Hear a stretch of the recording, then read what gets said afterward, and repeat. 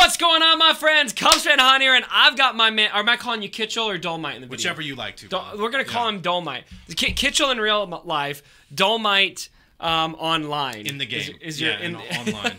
And we have both just finished the brand new Resistance Reborn book. We're going to talk about that, but what we really want to do, especially at the beginning here, is break down, do you need to read this before Rise of Skywalker? Because this is a direct prequel to Rise of Skywalker. It's episode 8.5, basically. It takes place very shortly after The Last Jedi.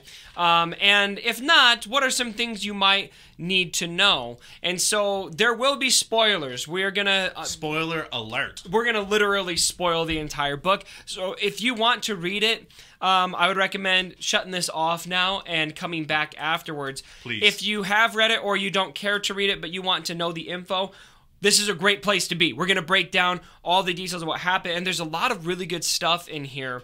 So let me start with this, Kitchell. I'm just going to call you Kitchell. That's fine. Yeah. What do you think about this in reference to, do you think this is required? I heard people saying, this is required reading for Rise of Skywalker. I had that same information, and as a guy who's read every canon book, except for the Battlefront books, which I think I should get to.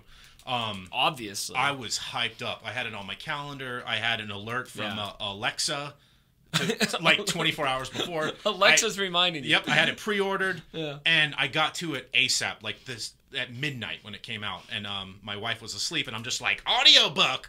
And I have to say, it's not required reading for episode 9. I agree. And I would say, now, don't get me wrong, I did enjoy this book. Yes. And there's a lot that I think is exciting that I'm excited to unpack enough that we're making a video about it. But I was if there's one thing I was disappointed about, it's that I thought it was going to give us like really meaty, essential information that we just absolutely had to have for Rise of Skywalker. Yep. I don't think that's there. I think it's going to be more if you're an in-depth kind of fan, you want to get in the weeds, you want to see, all right, we ended The Last Jedi with 12 people on the Falcon. Right. Or whatever it is. Whatever it was, yeah. And now we're starting Rise of Skywalker, and we've got a more fleshed out, full-blown Resistance again. Like, how did that happen? This book is going to help take you from A to B. Well said. Yeah, well said. Seriously, it was told to me, like, if you don't read this book, the first 15 you're gonna be minutes confused. of Rise of Skywalker, you're going to be like, what's going on, trying to catch up. Yeah. And I was disappointed at the end. Yeah. But I did, like you, I enjoyed the book. Yeah. So let's talk a little bit about what you need to know. So if you're somebody you're just like, give me the bare bones, what you need to know is that what? Bare bones, you came to the wrong place because I'm gonna ramble for an hour. I don't think you need to know anything. I think it's just context. Yeah, it's context. Well, the thing, before we did this video, you discussed it builds up depth for the characters. And if you love Star Wars, read the dang book, because you're going to know so much more about the, especially Poe, right? This is Poe's book. Yeah. He's a central character on the cover, and I think there was a part of me when I was reading it that I thought, it's interesting that we're getting almost no Rey here. And we'll talk a little bit about Rey, because you do get some significant tidbits with Rey. Yeah. But this whole book, the central protagonist of this book is by far Poe. It's not even close. What I love about it is it takes a moment, a controversial moment in the Star Wars universe, Star Wars fans and the universe, Poe's mutiny with Holdo, and it shows Poe wrestle with this and wrestle with it, and he feels so guilty. Because you remember in episode 8, he led a mutiny. He fell flat on his face. Not only did he lead a mutiny, but he disobeyed a direct order from General Organa, which did take out Dreadnought, but it also caused the death of Paige Tico and a bunch of other pilots, and lost their entire bomber fleet. Yep. So he's wrestling with both that and this failed mutiny against Holdo, and he's got to face Black Squadron, which I didn't know much about because I haven't read, but you know Black Squadron, and fill them in on what happened. And then there's a scene where he has to face the entire Resistance and say, yeah, I did that. But he's also still kind of a leadership figure at this point. And so you really get to unpack how Poe handles all of that. And that to me is really important, like for me personally, because I think Poe travels a great distance in this book. He's going to be a different man in Rise of Skywalker. Totally different man. He's he was a leader of men to now a leader of people. Yeah. Like, yeah, he was always a man's man. That was really cheesy. Was it? That was cheesy. All right, well, it's original. So I like it. There we go. Poe comes into his own and That's becomes. good. Yeah. I hit the mic. Becomes a man and a leader. And Snap Wexley at first doesn't give him credit for coming clean. He has to earn it a little more. And like Poe does that. And it's just fun seeing him come full circle like that. And you see him wrestle with this, and he has a hard time at the beginning of the book with being patient with things not going his way, which is kind of what led to this mutiny, right? You see it with Maz.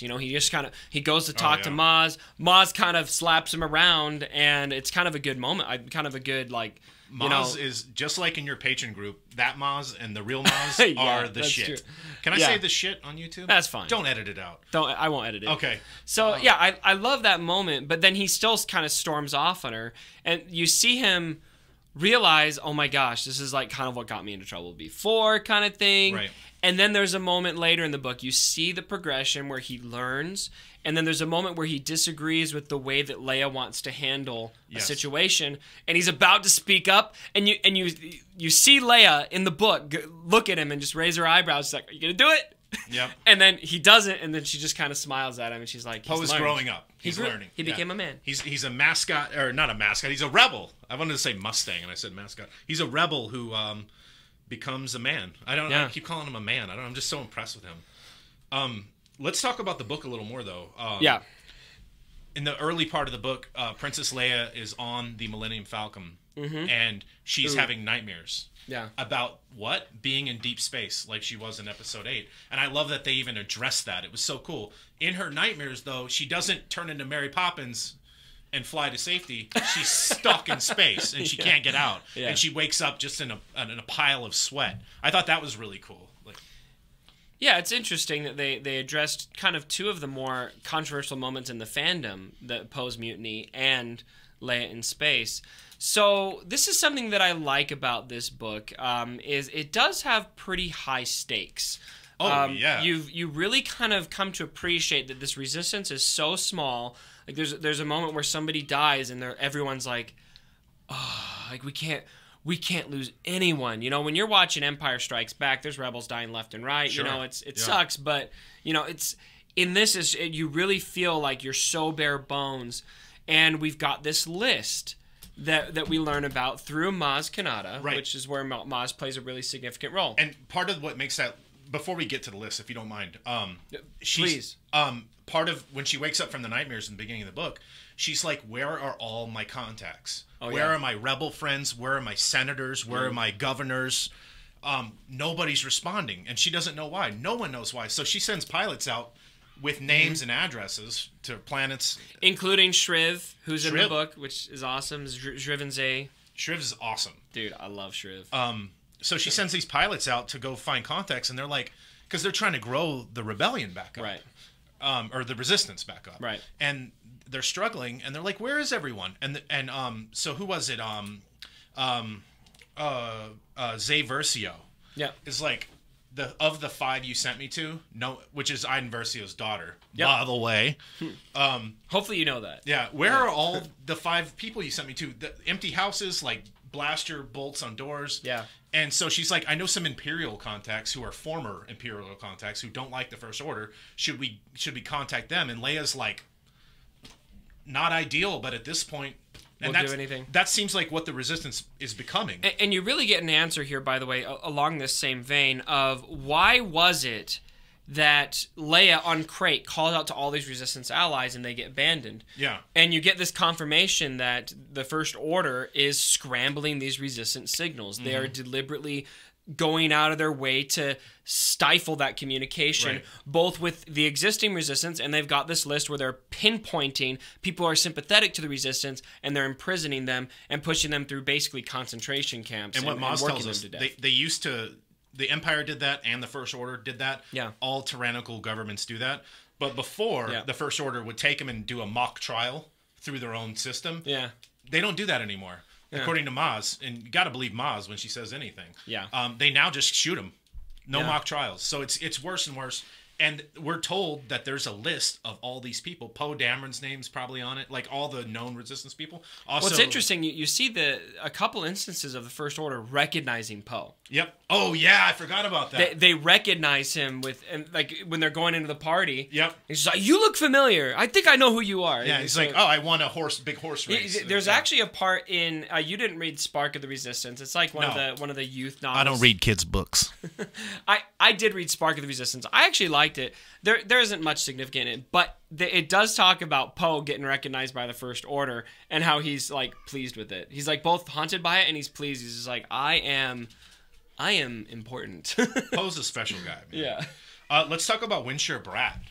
Yes. So Corellia is a very central planet of this whole book.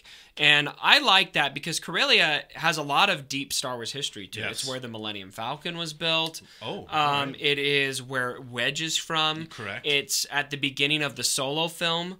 That's where Han and Kira are at the beginning of the Solo. Yeah. Oh, I didn't Go rewatch Solo. Okay. It's the main city. Oh gosh, I'm forgetting the name now. Is it Corellia City? No, it's called something else. It's the city where everything happens at the end. Okay. And so I love the history there. And Winshur Bratt is a really intriguing villain. He just comes across like this just total snob for a while. He's just trying to make favor of the First Order. Entitled as hell. Yeah. But then at the end, when you see him make this flip where he gets, his office betrays him, Monty, he thinks it's Yara, and he has that First Order officer come and think that it's him, and he's taken away, and then you hear this inner dialogue of, this is one of my favorite parts of the book. I'm now free.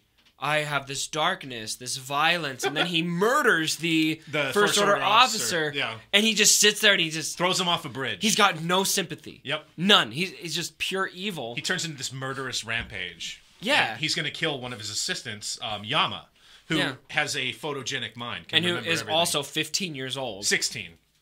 I thought it was 15. I don't know, man. I didn't check. Fight you on it. In the comments, who won? 15 or 16? I think they said couldn't be more than 16. Whatever. It doesn't matter. She's young. Yeah. So she's a youth. The two youths. She goes to. He's gonna kill her. He thinks, and then we're jumping ahead, but that's okay. It's okay. Yeah. So he's gonna kill her, and then Tezza Naj shows up. I really like her, and this. Is this your favorite part of the book? This is by far my favorite part of the book, mostly from just a literature standpoint, because you hear. This you've had at the end here, and I almost wish maybe we had more of this progression, because it was kind of like he was just this jerk for a lot of the book, and then at the end it's like, oh wow, this is really deep crap, But so I kind of wish we had more of it, but I really like that inner dialogue he had when he murdered the First Order officer, and you kind of have the same thing when he beats up Yama a little bit before that, and then when he confronts her. And I like how this scene at the end, while the rebels are infiltrating the shipyard, I think it is, where his office is. I think that's where it was. Some of those details are a bit hazy. That's the DOS Squadron. So they're there right now, and he sees Yama. And he goes to confront her, and this is all from his perspective. And then you know that it's Tezza Naj who shows up when he's about to beat her to death.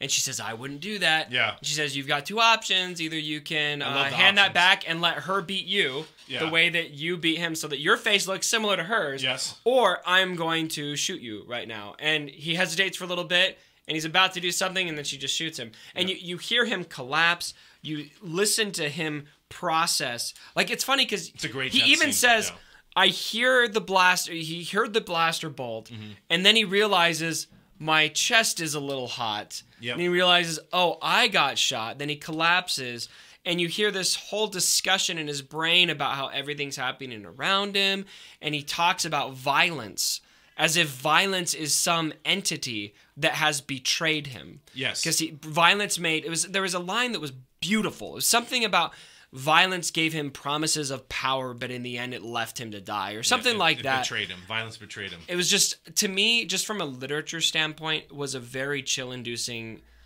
awesome death scene. Also, it feels to me like these Star Wars books have a habit of giving us new First Order villains and just killing them at the end of the book. I love it.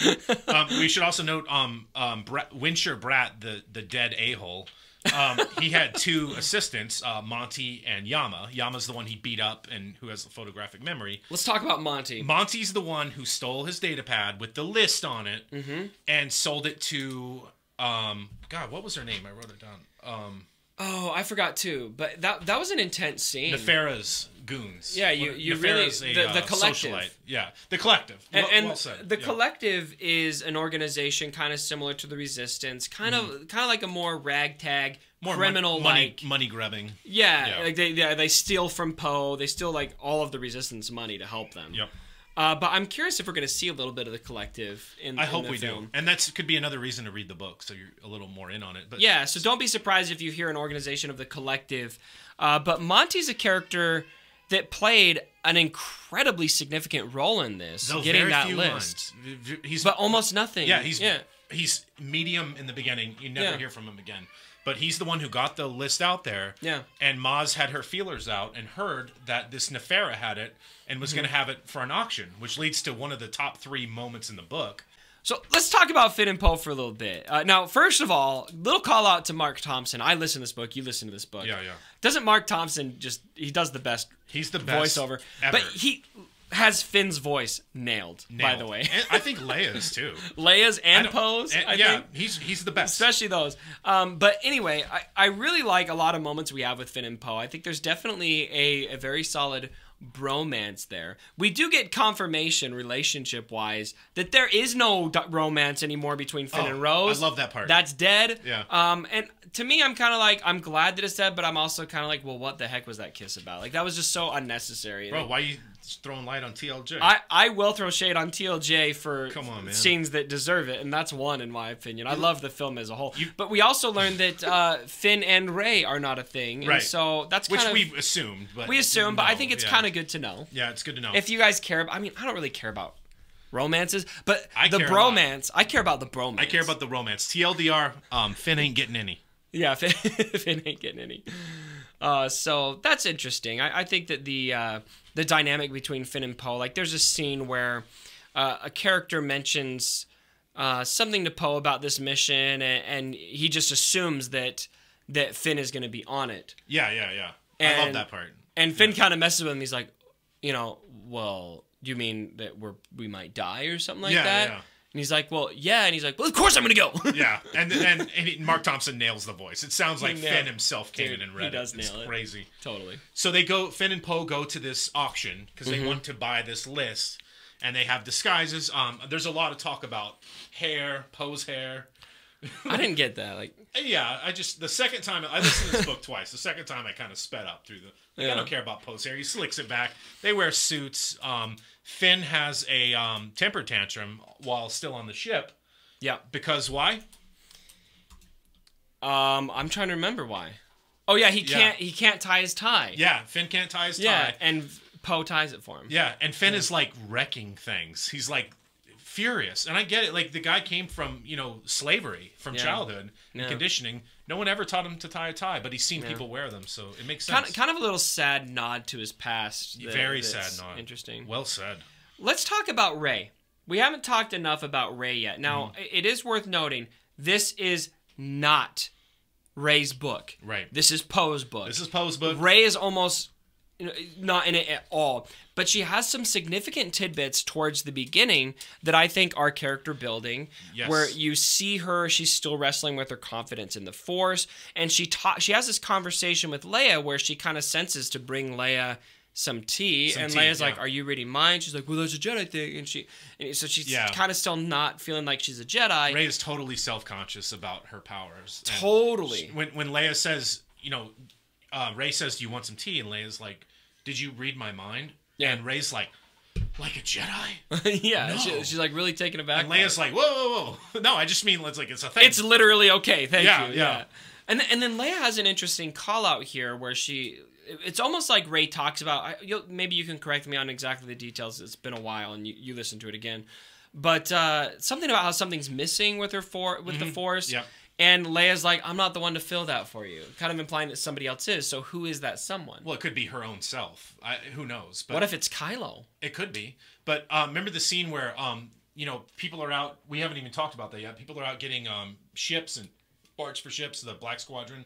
And then Rey and Poe are at the thing, and Wedge and Nora are doing. Oh, we didn't even talk about Wedge yet. Wedge and Nora are doing something else. We haven't talked about Wedge. There's a part where Rey senses something wrong, and comes to Leia and it's like, Leia's like, "What's wrong?" And she's like, "I don't know. Something's wrong." Everything she says is a whisper in this book. Yeah, and she like feels bad almost. She's like, "I don't want to bring this up," but and she even has an argument with Finn about this. Yep. About how she doesn't want to talk to Leia, and Finn's like, "No, you need to tell her." Yep. And so, yeah, Rey is very self-conscious behind the scenes, and and I think what I've heard, like episode 9, like there's gonna be more Jedi training with Leia, possibly. I'm interested to see how that carries over to episode 9 if she starts episode 9, because we kind of reached to compare and contrast to Return of the Jedi, where you kind of start the film and Luke is like Zen, he's like. He's there, Yeah. He's still got some character building, but he's kind of arrived. I'm not thinking that's going to be the case with Rey. I don't think so either. Yeah. We'll see. I'm so excited for December 20th. Let's talk about Wedge Antilles. Okay, so dude, it's early in the book. I love Wedge in this book. They go to the. You get a lot of Wedge. You get a lot. Book. Is Wedge might be the number 2 or 3 character, but we go to the planet Akiva, which is Outer Rim. Yep. And it's Wedge and Nora Wexley. It's like Farmer Wedge. Yeah. It's like Farmer Thanos. He's feeding birds. It's like Farmer Thanos. He's feeding little kitty cats. And he's got all this land and all these crops and all these eggs. And you're like, wow, somebody made it out. Wexley didn't make it out. Biggs didn't make it out. Yeah. There's Wedge living the good life. And then here comes Snap to ruin the day. Snap Wexley, if you don't know him, is the daughter of Nora, who's Wedge's new wife. Snap was in the Force Awakens, by the way, briefly. You do see him. What part was he? He's one of the pilots. One of the pilots at Really? Starkiller Base. Yep. I did not know that. You see him briefly. Oh, that's right. They said his name on screen. Yeah. Okay. Yep. And then his dad flew at the Battle of Endor. You see him too. They don't just say his name. You see him. So it's good to see him. He's grown up. He has a wife now, and she's a badass pilot. It's like I feel bad for Wedge because part of me is just like Wedge deserves this Zen, happy retirement. Right. But it's kind of like he still has this resistance rebel blood in him, and he has this dialogue about how he never really wanted to be a hero. He just wanted to fly. That's all he wanted. And Same as Poe, really. The fight comes back to him, and it just kind of pulls him out of this area where I think he felt like he could just live here until he dies. Oh yeah, and we've all been there, right? No, I haven't. So Wedge and his wife Correa show up. Yep. I'm sorry, Snap and Correa show up to Wedge and Nora's house. Yeah. And they kind of sort of, the resistance is hurt. We have 12 members left or whatever. And this is towards the beginning of the book. Yeah. We need leaders. We need leaders, and you guys are leaders, even though Nora's kind of has a short fuse. I don't know if you read what is the books I want you to read, sorry. Oh, that's okay. Yeah, okay. So this is interesting, and you pointed this out to me. And I'll let you finish this, but they have some hoodlums, or not first order, but thugs come to their house in the middle of the night. I think that's to be determined, because they thought they weren't in stormtrooper armor, but the actions and the tactics they used reminded them of first order. And they even have a dialogue about that. We're like, are these stormtroopers who aren't in armor or what? Yep. Yeah. And this is after they did not decline Snap's offer to join. They said, let us sleep on it. Side note, one of my favorite parts of the book, both Wedge and Nora both packed a bag. Yeah, this is what you're... without the other one knowing about it, and hid it, just ready to go at a moment's notice. It's like a sad smile of like, they both they kind of just knew. I choked up a little bit, to be honest. I choked up a little bit. Now, Wedge, I want to lead the discussion in a different direction, because one of my favorite... This didn't do much for you, you said, but one of my favorite moments of the book was when Wedge learned that Luke had died. The dialogue that Wedge has inside, I thought was really just kind of meaningful. It kind of real homage to, the original trilogy and the relationship they had that you knew was there. You knew that they had spent a lot of time together. You didn't really see that, but you knew there was history there. But it did give me the question, something that I want to ask, and this is probably either a plot hole or something to be answered by episode 9, is how do everybody in this book knows that Luke is dead? Oh yeah, seriously. How do they know that? Okay, like, is it just because Leia tells them, I can feel it? Do they just trust the Force on that? Because nobody's over on Arch 2 right now, and Luke did his Force projection Did they realize that was a Force projection? Did they think because he died on Arch 2, not on Crate, or did they think he became one with the Force there? Yeah. Did they not realize he was a Force projection? Like, how does everyone just know that Luke is gone? So there are two answers to that, I think. One is Leia knows through her Force connection, and that's fair. But then they're going to need to explain that. Yeah. Two,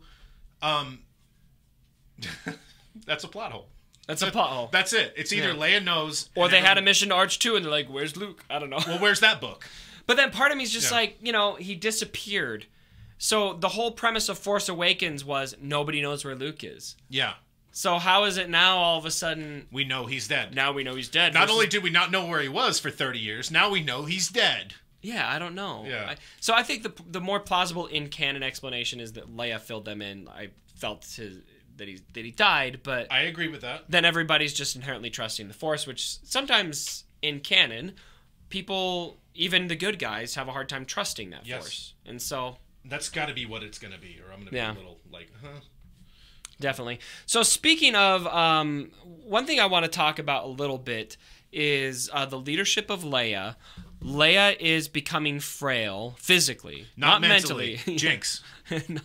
But she's physically, and it feels to me like, you mentioned also that they're searching for leaders. And this is a big emphasis by Leia. She wants to find the leaders of the future leaders of the Resistance. She says you have to have pilots, but if you don't have leaders, it's all for naught. You need to have minds, intelligence. And, it part of that is just tactical and logical, but part of me also wonders, combine that truth with the fact that she's failing physically. Mm-hmm. Is Leia looking for that changing of the guard, new leadership of the Resistance? And there was another moment that made me think, you know what? Maybe Leia's going to die early on in Episode 9, which would kind of make sense for several reasons. Unsaid. May Carrie Fisher rest in peace. But I love Carrie Fisher. Right. But there's this moment where the Resistance has had this conversation or whatever. They've kind of had this rally moment on Ryloth. And the Twi'lek planet. I want to see Twi'leks in Episode 9. Man, I can't wait. Dude, we need more canon Twi'leks on screen. But anyway, there's this moment where the book mentions Leia looking at Finn, Poe, and Rey. Oh, what a great together. Moment. Yeah. It's a great moment, but it almost felt to me like Leia was seeing more. That it was almost like she was seeing this, passing of the guard of who's going to lead the Resistance or something like that in the future. And I think the book really sets up Poe being a very prominent Resistance leader. Yep. And so it made me wonder, like, is Poe going to take over the lead of the Resistance? Well, he is a big deal. Yeah. Look at his hair. Yeah, seriously. I could see that. I think Poe or Finn are both good candidates, but I think any good leader is looking for their own replacement. Yeah. Otherwise, you're kind of a shitty leader. It would be interesting if that happened too, though, especially considering what happened in Episode 9 and that kind of, or Episode 8. And that kind of leads me to why I think this book is kind of important, because if that does happen, it might feel like a little bit of a whiplash of, whoa, he just got demoted, he just screwed things up. Right. He's not, he's just kind of more of he's just a commander now kind of thing, versus now he's leading the Resistance early into Episode 9. So I don't know. But it kind of made me think that could happen. There's going to be a new Swugga tune for Poe, and it's going to be like just badass. Yeah, probably. Okay, so Leia goes to Ryloth. She brings what's left of the Resistance to Ryloth. After some convincing and calling in favors, the Ryloth, the RDA, the Ryloth, what was it? Yendor. Oh, Yendor's the guy. Yeah, the Ryloth leader. They agree to help. Based on past events that Leia Reluctantly, but they do. He's a man of his word. I can't wait to see Twi'leks in Episode 9. I hope they're there. Yeah. And then we got Wincher gets the list from the First Order, the famous list, and he also intakes a bunch of prisoners, 15 prisoners. One of whom Ransom Casterfo. Casterfo? Yeah. Yeah. I think Ransom Casterfo, who has some history with Leia, some really interesting history. He's the guy that called her out in front of the Senate that she's Darth Vader's daughter, thus ruining her political career. And that's a pretty interesting reveal that this book doesn't tell you, so good to know that going in. But there's also a moment where Leia, when the Resistance is there's this fight, and Poe breaks it up, gives a great speech. Great scene. Really great kind of everyone bounding together scene where, and it starts with the ex-Imperial warlord. What's her name again? Yeah, it's Tezza Naz. Tezza Naz, because she was ex-Imperial. The Resistance on this is all on Ryloth. There's people who feel, you know, that she might have killed family members. Yeah. And she has this moment where she's like, well, yeah, I might have. I might have killed all of your brothers or whatever it is. And there's this really kind of bone-chilling moment where Leia speaks up and says, Darth Vader was my dad. Yeah. And everyone's just like, ooh, okay. Like, and it's this point of everyone has a past. Yep. And everybody can atone for that past. We can learn a lot from the book. I think it's so, yeah, it's both a solid personal application and also just shows you that the Resistance isn't about everyone being good. It's not this Mary Sue, just goody-goody thing, you know? It's people learn from their mistakes. And some people, like Winchur in the book, get tossed out and have a very tragic end, and other people, you know, atone for past wrongs. Yeah, and even Darth Vader being one of them. I think that's an underlying message that Star Wars has over and over again that I love so much about Star Wars, and this book really drove it in. Star Wars is amazing, man. I love Star Wars. Me too. I love Star Wars. He loves it. So let's talk about Monty. He gets the list. We talked about that. The list goes to auction. Poe and Finn go in disguise and to bid on it with all the money the Resistance has left. And they immediately take half of it from them. Boom. Gone. And then the bidding starts, and they're within a minute are outbid. Yep. And they can't get the list. So that is a huge moment in the book where then the First Order gets wind of this illegal, unsanctioned auction and storms the place. So now Foe and Penn, maybe that's their bro name. Finn and Poe are stuck. Finn, Foe, no, whatever. They're stuck. Sorry, I lost my train of thought. They're stuck. The list is bid on. Yeah. Then the First Order storms in, and all chaos breaks loose. Yep. And then at the same time, Black Squadron is trying to get ships. Yep. And they're actually on a train going to a shipyard where there are First Order officers in there, and one of them. This was a great moment. Was it Pacer? I think. Maybe Pacer or Stronghammer. It wasn't Stronghammer because Stronghammer would have just ripped the train apart. True. I think it was Pacer saw these First Order officers and just lost it and went red and was about to attack. And luckily that didn't happen, and then it did. I keep hitting the mic. Well, and I love this moment where they get confronted. They're about to be taken in. And then all of a sudden, one of them just gets this knife to the throat. Oh, yeah, that was awesome. And then all hell breaks loose there. And so you have a lot of action at the end where they're on the and this is on a different planet. This train is on Braca, right? Yep. Which is an interesting call-out. I kind of thought when I was reading the book that all of this was happening on Corellia. But Shriv's mission is, with Pacer, Stronghammer, etc., is on Braca, which is the planet where the Empire would take apart and repurpose old Clone Wars Republic ships, and now the First Order doing the same. When you say that was a part of a video game too? Yeah, so this is where Cal Kestis starts his journey in Fallen Order. Okay, yeah, good. I'm glad I got you. And you actually see it in the Fallen Order trailer. There's this big creature in the middle called I'm forgetting what it's called right now. A monster thing. It kind of looks like a Sarlacc, but it's not. And it literally consumes machinery. This being does. Very... And you hear Shriv talk about how he's just like literally scared out of his mind about it. And so they escape. They get the ships. They are able to take those ships then back to the Resistance. Long story short. So that's how we get the ships. We lost everything somebody on special Corellia. there, though. Yep. I don't want to say. Because he was my favorite going in. But Yeah. Stronghammer. Yeah. He has a hero's death, kind of. Yeah, I love Shaquille O'Neal. Because I'm a big guy, I love big people. And he was a huge monster, and just... I know he had a heart of gold, and I barely got to know him. Stronghammer is played by Shaq, confirmed. So we get the ships, and Finn and Poe, through all the chaos, are able to go find the lady who stole the list, whose name I'm forgetting. She's got it on this electric eel thing around her. Nefaria. They take her... They all collaborate again, and we've got the list. We've got the ships. And you know what's important about this list is not only... So the First Order has their copy, right? There's nothing we can do about that.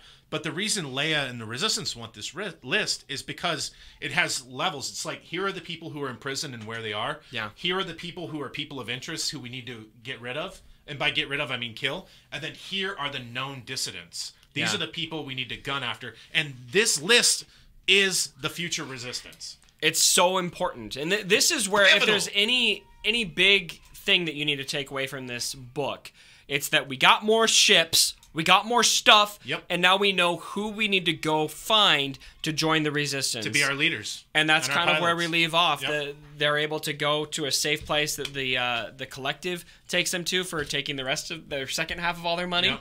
And they're there, and Poe gives a great speech, and you really get a feel in that moment that the Resistance is now kind of fleshed out. We've got a lot of people here. It's a crowd of people, and it kind of just leads us off on this happy note of, all right, we're going to go fight the First Order, and we've got ships, and we've got people, and we're going to go get more people. Yep. And that's where we are. I think I basically give it a 4 out of 5 stars. If someone were to ask me, no one asked. Also, I don't think we both agree it's not mandatory reading before episode 9. No. But if you love Star Wars, go read this book and read Black Spires, and then read Aftermath. The 3 Aftermath. I'd say the Aftermath series are the most important.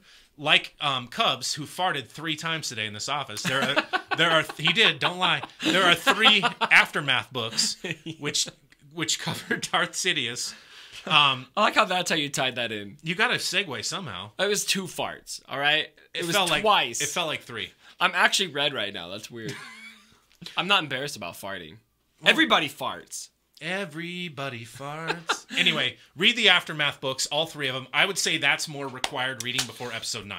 Yeah, but for this, I think what will really do, and if anything, take what we have away from it, but I think it just really gives you more appreciation for who Poe is, why Poe is the way he is, and kind of where he's going to be, I think, at the beginning of episode 9. Yeah. And kind of what the Resistance went through just to get some footing against the First Order. It was a very high-stakes, terrifying mission. So I'm going to say 8 out of 10. It's basically 4 out of 5. That's the same as my rating. I like a 10-point scale. I like a 5-point scale. So, I sometimes like a 2-point scale. I enjoyed the book. I wanted it to have more significance. So did if that makes sense. Yeah. I thought it was going to be like, oh my gosh, if I don't read this, I'm gonna be lost. That's how they advertised it. That's what I wanted it to be. Instead, it's just more, all right, there's some really good context here. But the fan in me was like, I'm good with this. I would like more, but I respect why I didn't get it. Yep. If that makes sense. Well said. Because I think especially with Rey, for example, and I'll close on this, I think Rey, we got some teases about kind of where she's at. She's kind of insecure. She's struggling with the Force. She's a little timid about it. And I think that they're just leaving that open because I think episode 9, it's going to be a lot. It's going to focus really 9's going to heavily. cover that in flashbacks. They're letting 9 cover that kind of thing. Yep. So. And I can't wait, man. Oh, I can't wait. As of right now, when we're recording this, we are only, I think, 40 days away from episode 9. 40 days. Yep. And The Mandalorian hits beginning of next week, and Fallen Order will be in our hands next week. Let's go!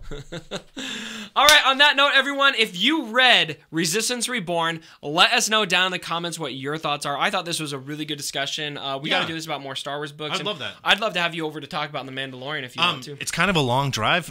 Cubs moved about 45 minutes from where I live. I did it just because I wanted you to, So seriously, I told your wife earlier, I was like, I'd already driven what I felt like forever. And I looked down at my GPS and it said 18 more minutes. I'm out in the boonies. What can I say? It's a great view, though. It's good real estate. It's free real estate. Yeah, someday this will be built up and you'll have like a Quick Trip or a gas station nearby. Yep. All right, everyone. Hey, thanks again for joining me for the video. And as always, my brothers, don't forget,